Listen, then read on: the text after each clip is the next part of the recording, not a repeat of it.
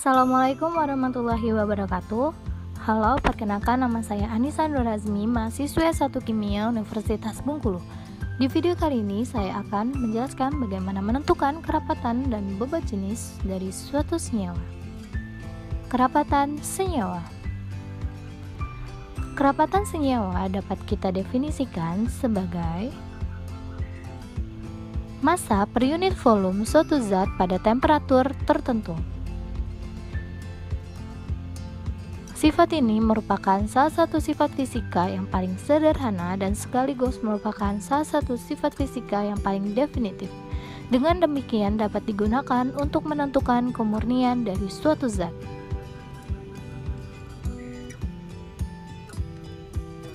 Hubungan antara massa dan volume tidak hanya menunjukkan ukuran dan bobot molekul suatu komponen, tetapi juga gaya-gaya yang mempengaruhi sifat karakteristik atau pemadatan atau packing characteristic.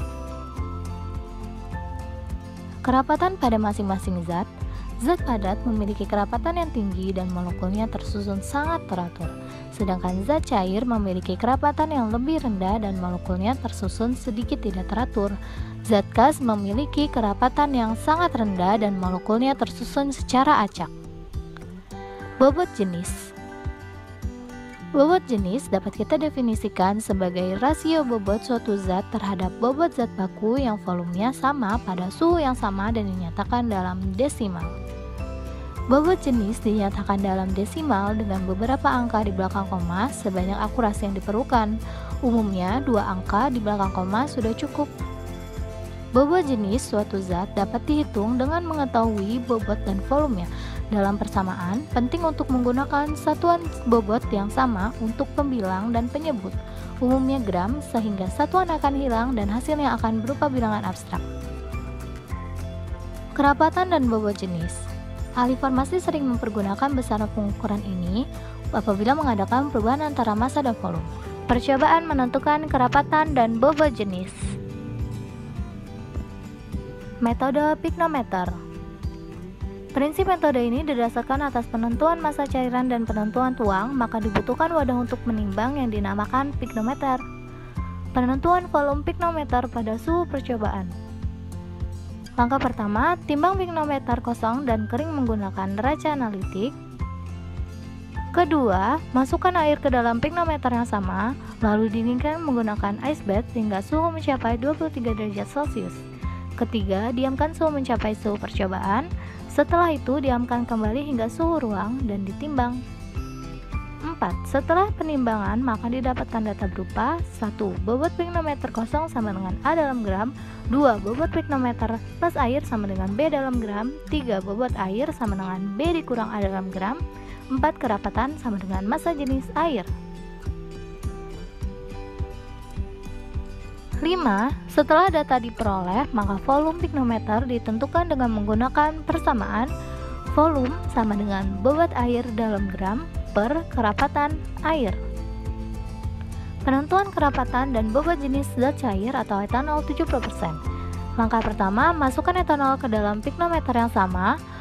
Kedua, setelah dimasukkan etanol, timbang piknometer menggunakan neraca analitik.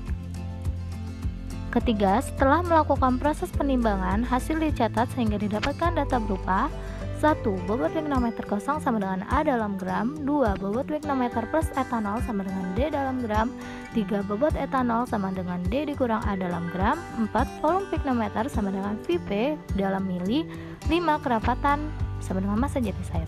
4. Setelah data diperoleh, maka kerapatan etanol dapat ditentukan dengan menggunakan persamaan kerapatan etanol sama dengan bobot etanol dalam gram ditambah 0,0012 per volume piknometer dalam mili.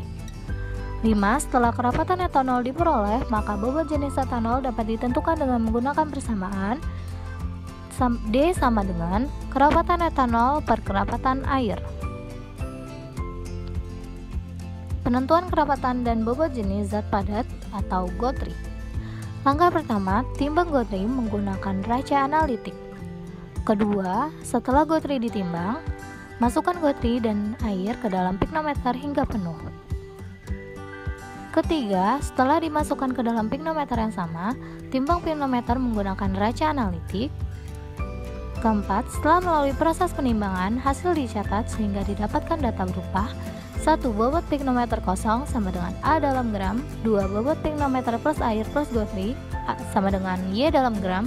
3. Bobot gotri sama dengan X dalam gram. 4. Bobot piknometer plus air atau Y dikurang X sama dengan Z dalam gram. 5. Bobot air atau Z dikurang A sama dengan W dalam gram. 6. Kerapatan sama dengan massa jenis air. 5. Setelah data diperoleh, maka volume gotri ditentukan dengan menggunakan persamaan volume sama dengan bobot gotri dalam gram per kerapatan air. Kerapatan gotri dapat ditentukan dengan menggunakan persamaan kerapatan gotri sama dengan bobot gotri dalam gram ditambah 0,0012 per volume gotri dalam mili. Setelah kerapatan gotri diperoleh, maka bobot jenis gotri dapat ditentukan dengan menggunakan persamaan D sama dengan kerapatan gotri per kerapatan air. Terima kasih telah menonton video saya, semoga bermanfaat. Kurang lebihnya mohon maaf. Wassalamualaikum warahmatullahi wabarakatuh.